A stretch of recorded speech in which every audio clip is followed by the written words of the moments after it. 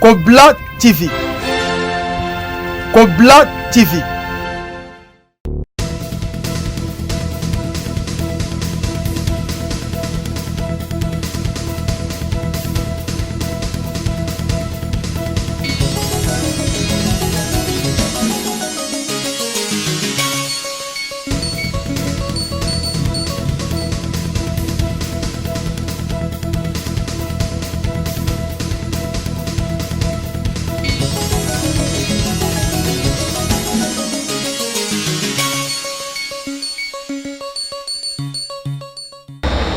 Shalom, shalom peuple de Dieu, shalom kolo a pambola biso na kombo na Yesu Masia.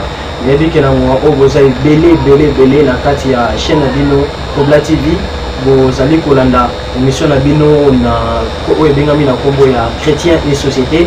Boye malamu na première édition na biso émission oyo tozali kofongola ngo na mombo na Nzambe Pichu Kai ye azali bongo moko ya papa oyo toyebi tosololaka na ye azali mosena Nzambe mopanzisa malamu na kolo Yesu Masia. Papa na biso Pichu Kai mbote na yo. Mbote papa Fabien mpe mbote na balandi nyonso ya chaîne Kobla TV. Naza na sena motema kobete Nzambe apambola bino mpe boye bolamu na bolandi émission kitoko oyo chrétien et la société.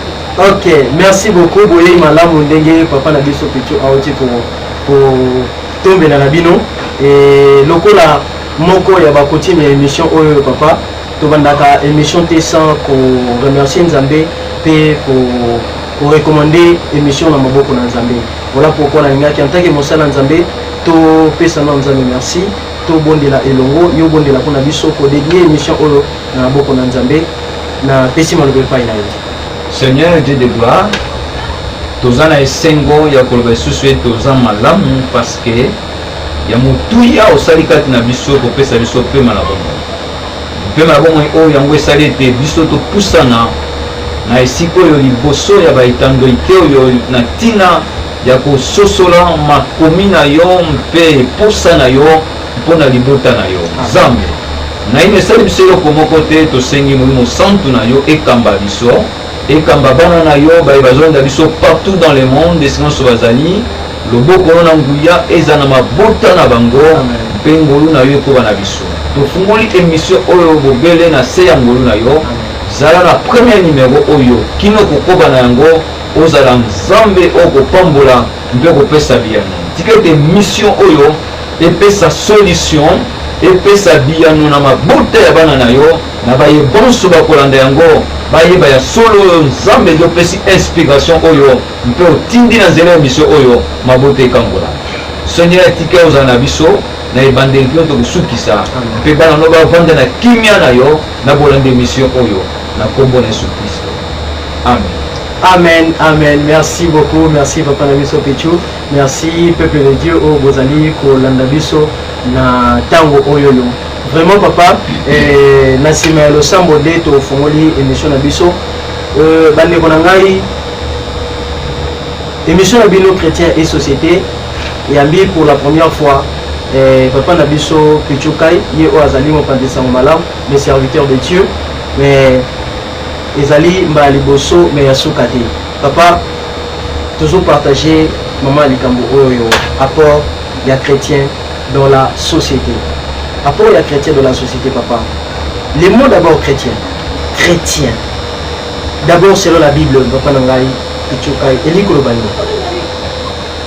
balingami kati na nkolo d'abord faut toyeba originalité ya likambo avant tokendele na mojindo nango kozwa ye moko mo babengi chrétien to mpe mokristo na ndakisa na ye to mpe signification na ye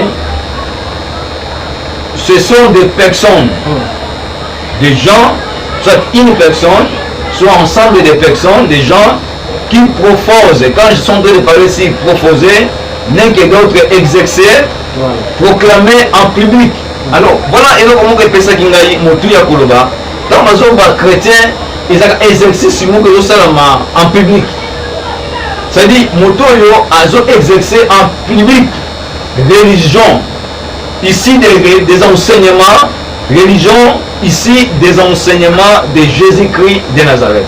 C'est tout simplement mot chrétien. Alors nakoya sur originalité nango tozomona kuna na mukanda na Acte chapitre 11 verset 28 et sika bibazo lakisa biso pour la première fois mot oyo chrétien yango tangamaki. Donc c'est dit ezalaki mot oyo ezalaka te tokoki koloba yango na Ancien Testament mais eyaki kotangama na Nouveau Testament na nsima ya bato komona bango kosala makambo lokola Kristo nde yango wana babengaki bango baoyo baza bachrétien. C'est-à-dire na d'autres termes tokoloba ntango bazo bachrétien eza rien d'autre que moto oyo azolanda nzela donc azosuivre baenseignement qui avait notre Seigneur Jésus-Christ de Nazareth. Ok, merci papa. Chrétien azali moto oyo azali kolanda enseignement yankolo na biso Yesu Christo. Wana selon la Bible papa. Oui.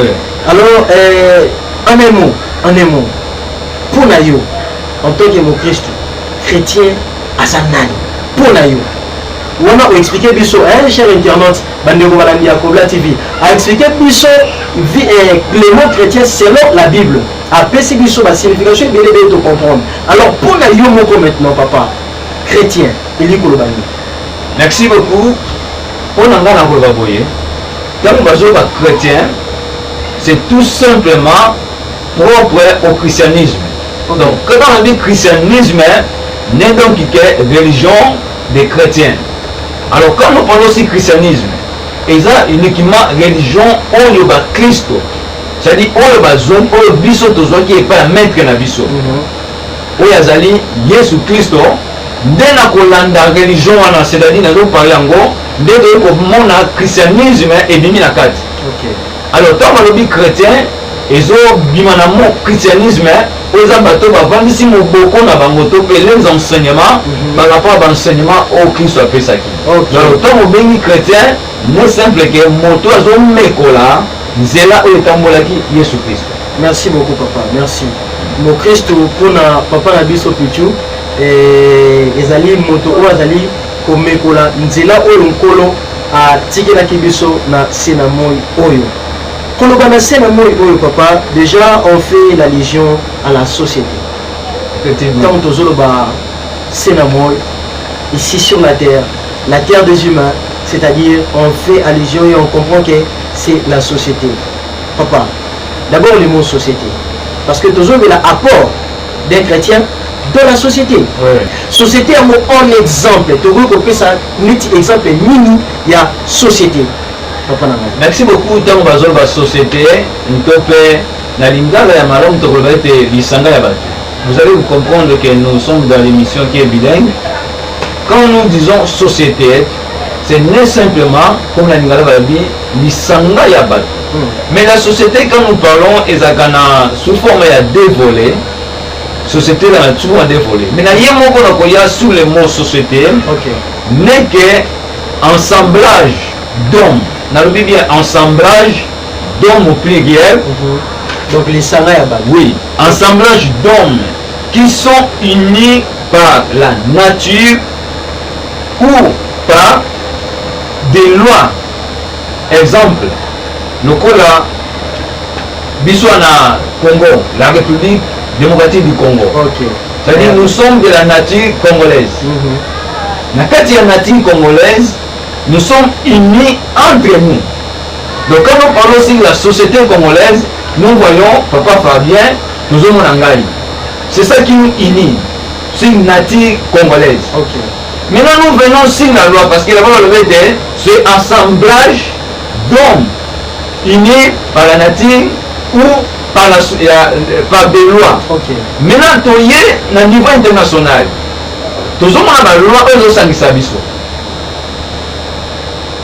La loi de Sangisamindele na biso africain. Alors na kati ya lisanga ya loi wana babengi yango pe société. Voilà maintenant eloko oyo esangisi biso na kozwa basusu epai mosusu basusu epai basangisi biso. Mais tant tolobi société eza lisanga ya bato oyo basangani na nature moko mpe na mobeko moko esangisi biso. Yango tobengi yango société. Ok. Donc assemblage d'hommes unis par la nature et par des lois. Oui. Voilà, merci. Par des lois. Ou par des lois. Merci beaucoup. Et Bandeko Balandi à Kobla TV, vous comprendre que les alliés émission ya liboso oyo to sali elongona Mumuna Nzambe Pichu Kai oyo boko découvrir au fur et à mesure na katina émission oyo. Alors papa Pichu eleko oyo tozali na temps nini et puis na temps oyo toza par rapport ya temps yango mo Kristo akoki kozwa précaution nini akoki komikebisa na lolenge nini akoki kovivre ndenge nini na kati ya société ya bato. Merci beaucoup. Nous allons parler par rapport à Ngonga Topétan, c'est que nous disons les temps. Mais nous ne pouvons pas oublier, quand nous parlons aussi de la société, en allant plus de ça, comme je parlais, c'est assemblage d'hommes qui sont unis par la nature ou par des lois. Ce sont des personnes là maintenant qui forment ce que nous appelons le monde. C'est-à-dire lisanga ya bato wana na o basa esika moko nde basalami oyo tobengi moki. C'est ça.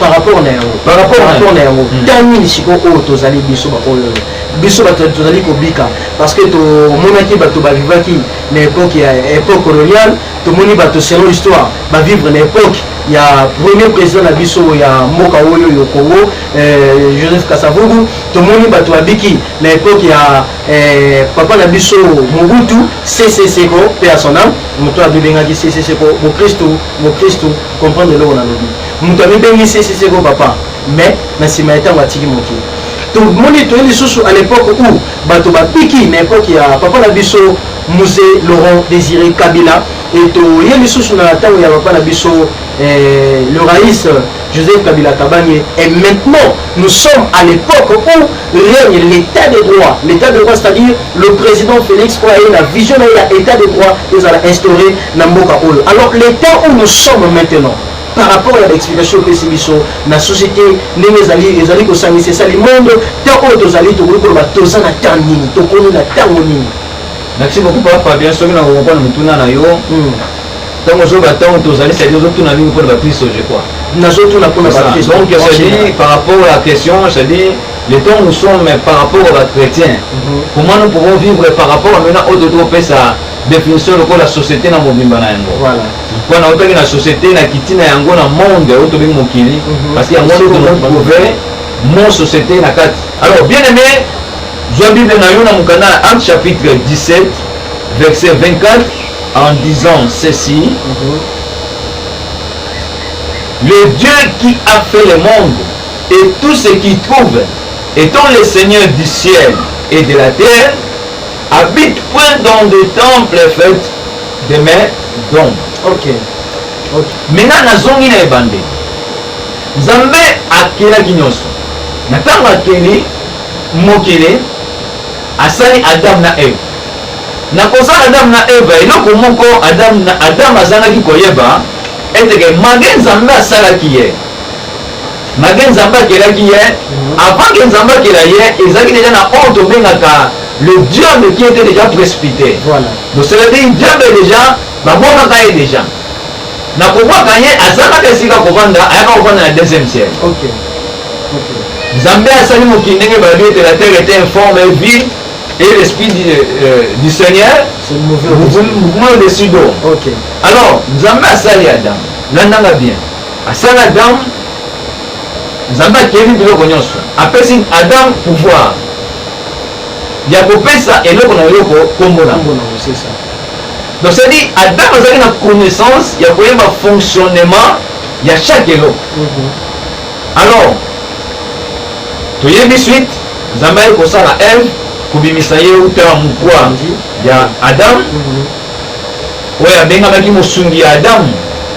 Alors koya ya Eve azalaki na information totalitaire par rapport à oyo ezalaki création ya nyonso Adam asalaki. Donc c'est à dire autrefois Eve était ignorante ayebaki information nyonso te na se ya kozanga boyebi wana. Bien aimé, quand la Bible nous dit que mon peuple périt faute de connaissance, nous avons dit ce qui était. Et ça c'est très important. Beaucoup des enfants de Dieu sont en train de périr pour manquer la connaissance et comprendre ce que le Seigneur est en train de nous parler. Manque la connaissance, Oyo, elle était trompée. Le diable s'est incarné la serpent. Pour Napoléon, Kolobela, Ève. Alors je me pose la question. Ce qui Adam a qui sur place. Parce que Adam a appelé ça qui nyoka combo nyoka. C'est ça. C'est-à-dire il y a un fonctionnement, il y a nyoka ndenge zalaka. C'est ça. Kolobela nyoka lobakate, nyoka tambolaka boye, nyoka salaka boye. Alaki a détecté directement non.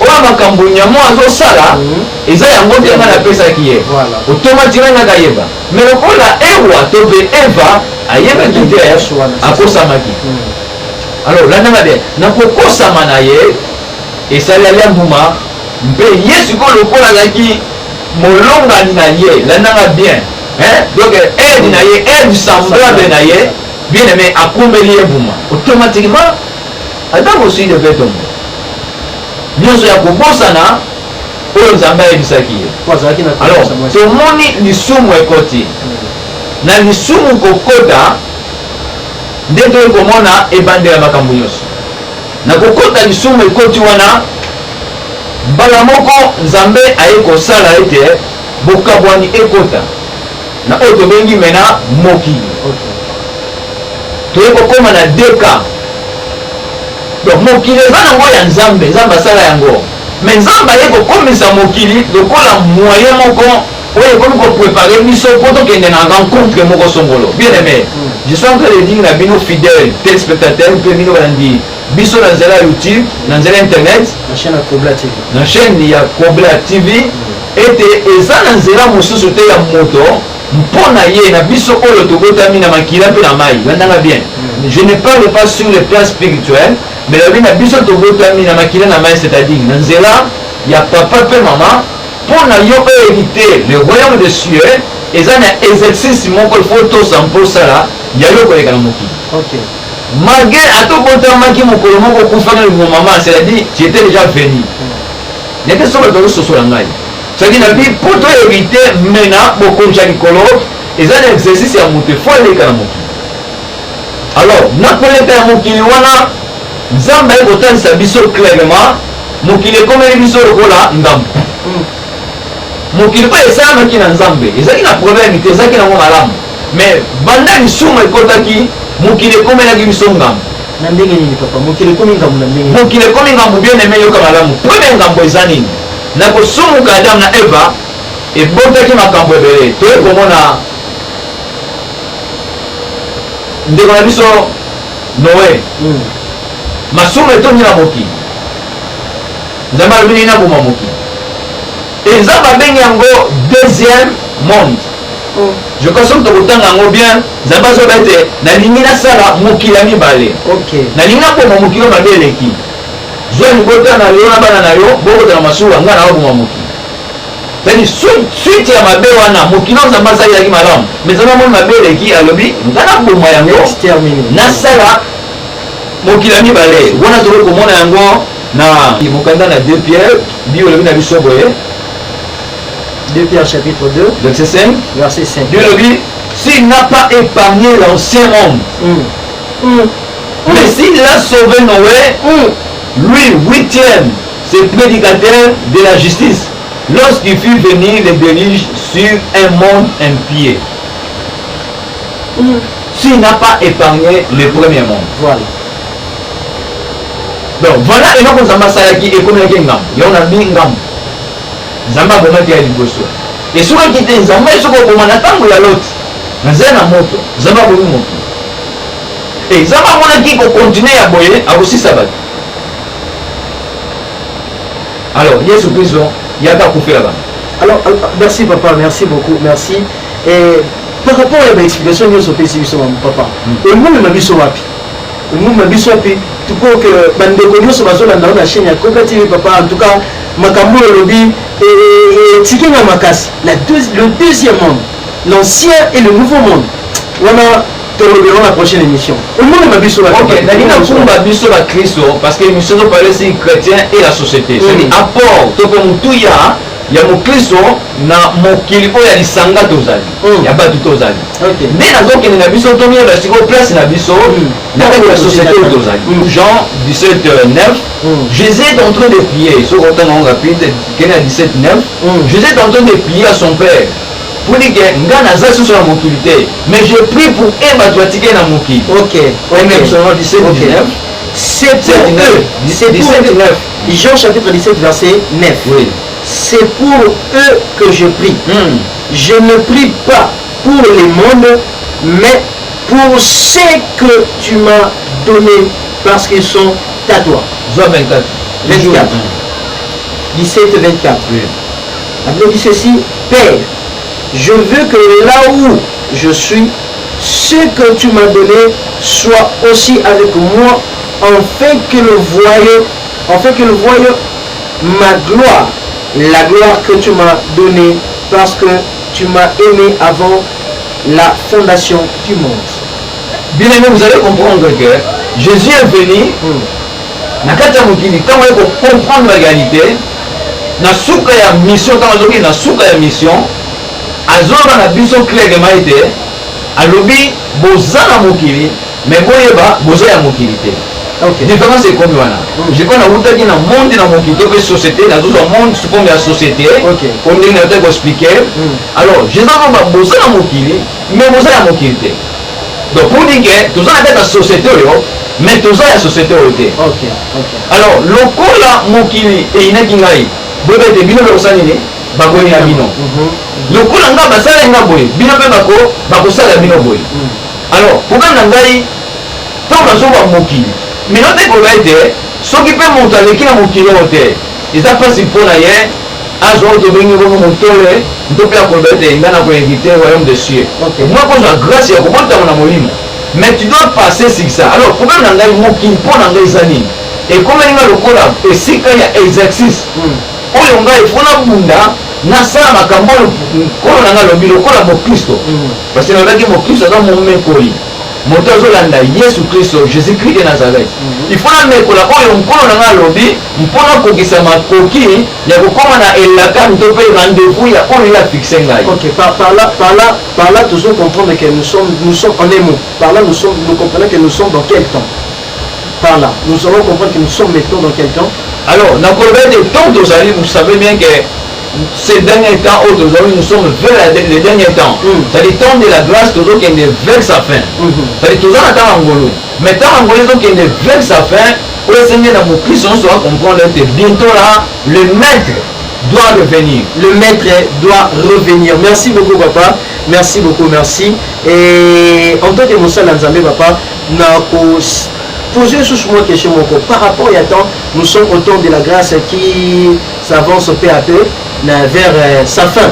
Dengue oti ko lobana biso et non pas précaution ni ba mesure de prudence ni autogolo ko joie en tant que mon Christ mais éviter en tant que Moussa Nzambe mais ka pe ko sunga peuple de Dieu au bazolanda yo na Kobla TV chaîne na biso ya YouTube na première édition ya émission na biso ba précaution autogolo bien aimé ba précaution ya mon Christ eza tout simplement ya kolanda mantambe oyo nkolo na ye apesaki bien aimé yoka mission nyonso tant batinaka mission bapesaka na précision. Jésus-Christ était venu sur la terre la mission au tata na pesaki. Voilà. Avant Yaya, Dieu a envoyé déjà Jean-Baptiste pour préparer les chemins. Bien aimé, tant que nous avons fait sa mission, avant fait son mission avant qu'il y ait un précédent, c'est-à-dire moto oyo a y a des bossons pour abongisser yo. Bien sûr c'est clair. Jésus-Christ était déjà passé là. Abongisser la mission déjà nyos. OK. Nyos pour ça là, Jésus-Christ avait déjà fait ça. Alors ce que tout le monde a mission oh Jésus-Christ a fait sa mission. Il est clair. C'est clair. Jean 17:14 a la mission où Jésus-Christ a fait sa mission. Mais nous comprenons ça sur Matthieu 24. Quand Jésus-Christ a sisi Moussa na ye. Azon dit je vais aller partout dans le monde. Faites quoi? Prêchez de bonnes nouvelles. Faites de toutes les nations des disciples. Voilà. Na tête de ba oyo ba kondima ça nini? Babika voilà. Mais ils ont déjà une mission on va faire sa mission. C'est-à-dire quand on dit de faire toutes les nations, mon nation est mimi na kati. donc tolandi mo nation oyo tokokuta monde na kati. Alléluia, alléluia, alléluia. Nzambe azolokuta. Donc c'est pour dire que non, monde oyo tozali toza na mission makasi ya kosala. Non. Donc alobi nation c'est parce que yo ozalaki na kati ya nation wana